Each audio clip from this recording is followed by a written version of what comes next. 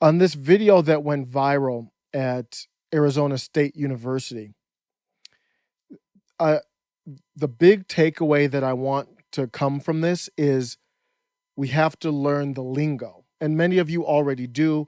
I just want to create awareness, tell people, not even in a way to knock it, just so you understand what this religion of critical race theory is about, especially for people talking about non-compliance. Please don't ever use the word non-compliance if you don't fully understand people who you could consider your enemy. Because to me, this is racism. And you have to understand it before you're non-compliant. Before I get into this multiculturalism, I want to give those young men credit.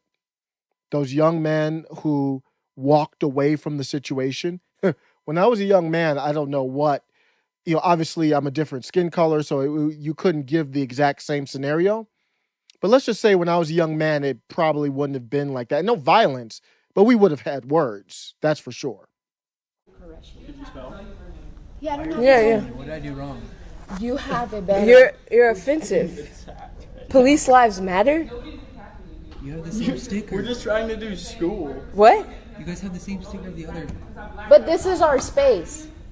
It's important to recognize why we have to do that and what a multicultural space means. Because multiculturalism doesn't mean that, we all come together and hold hands. It means that you provide space and you protect the most marginalized.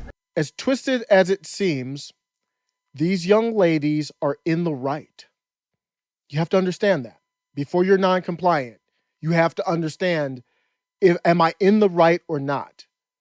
And I think they made the right decision to walk away because those young ladies are in the right. If you don't understand that, then you probably don't fully understand how far gone our country has gone. Country has fallen. And this has been going on for 10 years. I just woke up to it since the pandemic. Like, man, this has been going on for 10 years. And I didn't even know about it. It's a slow boil. Imagine where we will be 10 years from now. This isn't the 1990s anymore.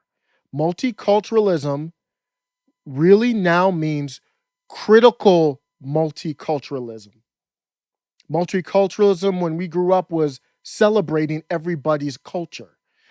In the video, they talked about white culture. No, there's no white culture. There's no black culture, but there's culture from where your ancestors grew up, whether it was the South or mine are from Jamaica. There's a culture more from a country standpoint than white or black. And when we grew up, multicultural spaces, when I was at the University of Michigan, circa 96 to 01, there were many multicultural sections, but it wasn't critical multiculturalism. The critical multiculturalism came about because the culturalism that you might have grown up and I grew up with, accepting everyone, was too passive, too soft, not aggressive enough for this new religion that's developed over the last 10 years. These critical multicultural spaces are areas where if you criticize critical race theory, that is considered full-blown violence. So the language is all twisted. I know there's no hands thrown. There's not even if you don't cuss or argue. Just if you're in a critical multicultural space and you say, I don't believe in critical race theory, that is a violent statement. You just have to understand that. It doesn't mean I agree with it, but we have to understand that. These aren't places to celebrate diversity. They're made to support the group that is considered oppressed based on intersectionality. And there's a hierarchy of that.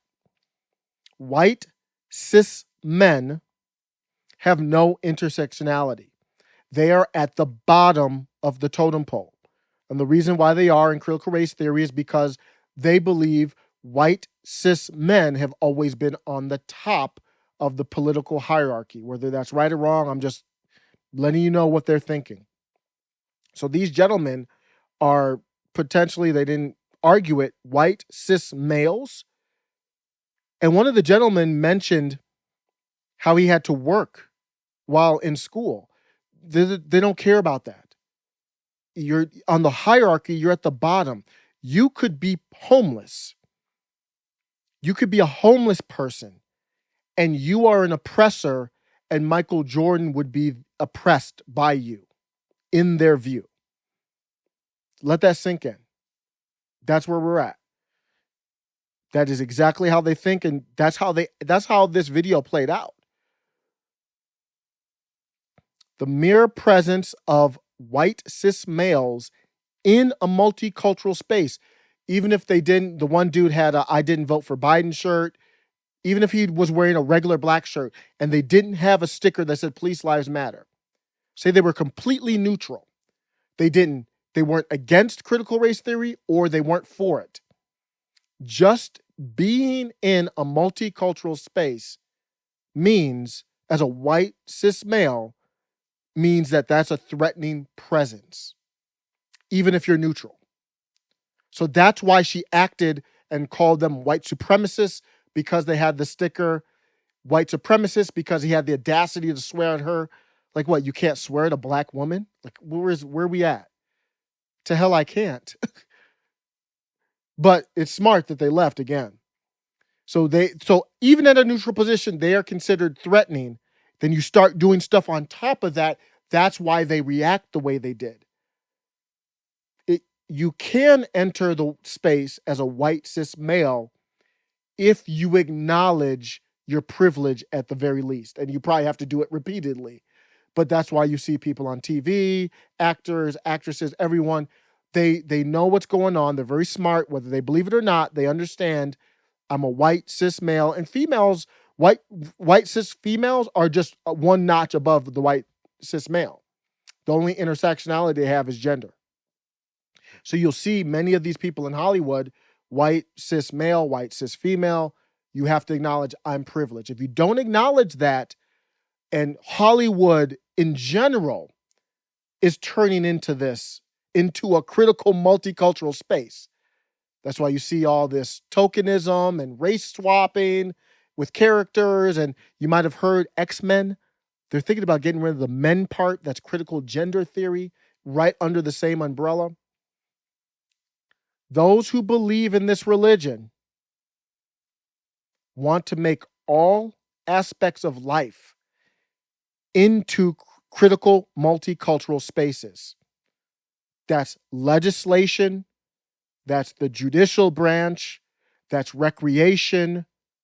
Every single part of life they want to turn into that branch. That's all I had. Thanks a lot for listening. Let me know if this is helpful, if you disagree or not. I'm really thinking about this non-compliance stuff.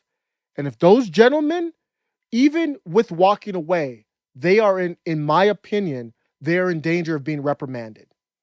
Because those women were absolutely right about what that multicultural space was about.